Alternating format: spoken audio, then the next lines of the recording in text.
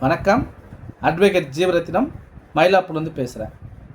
Sir, போன பதிவில் FIR எப்படி குவாஷ் பண்ணணும், ஷார்ட் ஷீட்டை எப்படி குவாஷ் பண்ணணும் சொன்னீங்க. இப்போது என் வழக்கில் நான் எஃப்ஐஆர் குவாஷ் பண்ணணுமா இல்லைனா ஷார்ட் ஷீட்டை குவாஷ் பண்ணணுமான்னு கேட்குறீங்க. ரெண்டாவது, எஃப்ஐஆர்னால் என்ன சார், ஷார்ட் ஷீட்னா என்னென்னு கேட்குறீங்க. உங்களுக்கு நான் பதில் சொல்கிறேன். ஃபஸ்ட்டு எஃப்ஐஆர் பற்றி சொல்கிறேன்.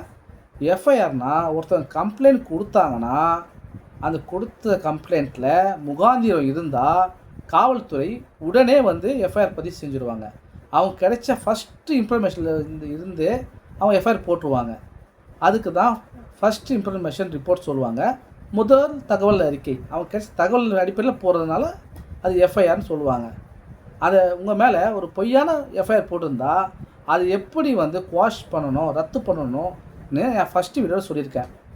உங்களுக்கு ரெண்டாவது வீடியோவில் எப்படி ஷார்ட் ஷீட்டை குவாஷ் பண்ணுறது சொல்கிறேன். அதை பற்றி சொல்கிறேன். உங்கள் லீகல் அப்டேட்டுக்கு என்னை ஃபாலோ பண்ணிக்கோங்க.